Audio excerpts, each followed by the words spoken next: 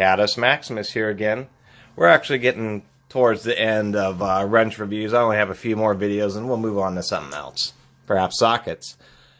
These are the GM PowerTorque automatic adjusting, ratcheting, open-end wrenches.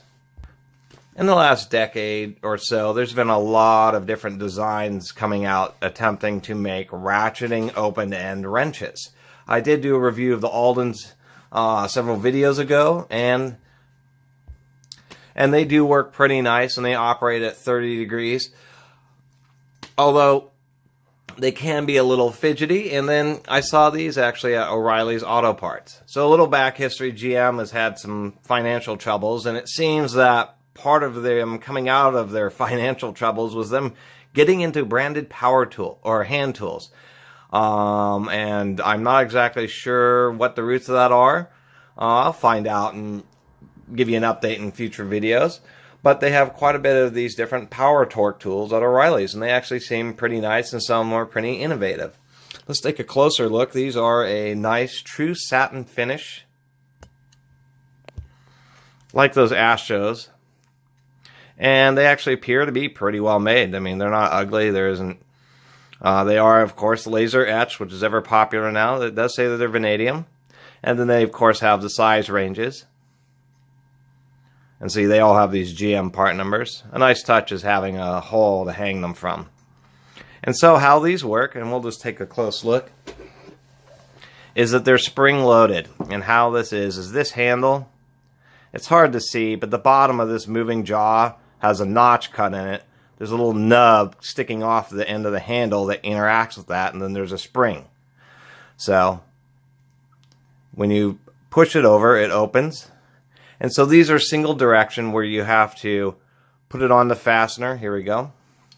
They're pretty nice. They chamfer the top jaw, but not the bottom jaw, so you can just push it onto the fastener. It's a little fidgety. And then you pull the handle, and so you'd pull the handle, and then the spring, and you pushing the jaw the other direction ratchets it around. And what's surprising is part of the nature of the mechanism is the harder you pull, the tighter the jaws grip, and that actually is pretty handy. It means that they work surprisingly well. You can actually go pretty fast. You don't have to be real careful if they're angled or on the edge of a bolt. They still seem to turn pretty well. And so that's why I wanted to do a review of these. Is these are one of those tools that, you know, they're not super high torque. I haven't broken a lot of bolts with them. I don't know how well they would work with that because the handles are relatively short. So they're also not real wide. So it would pinch into your hand if you put a ton of force. But as far as a simple wrench, just to be able to break where you need an open end, and you can break the bolt free with one wrench and then just use this to ratchet it out. Very handy.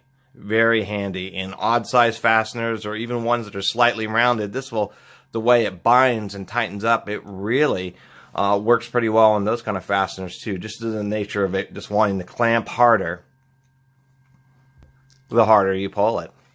So just wanted to bring this to you guys and show you a variety of a wider variety of wrenches than I already have. But there won't be too many more wrench videos. But it has been a nice journey to refamiliarize myself. Also, as a note, I'm trying a piece of leather here. I guess I didn't really notice that much on all those videos I've been posting where I was zoomed out for some reason with the LED lights. I was getting this banding effect. You know, I'm not a video expert, and I finally saw that. Somebody sent me a couple of messages about it. So we're trying a piece of leather, and we'll try different backgrounds so we won't have those contrasts and issues between the frame rate the camera records at and the flicker of the LED lights. Thanks for watching. Please subscribe. Catus Maximus out.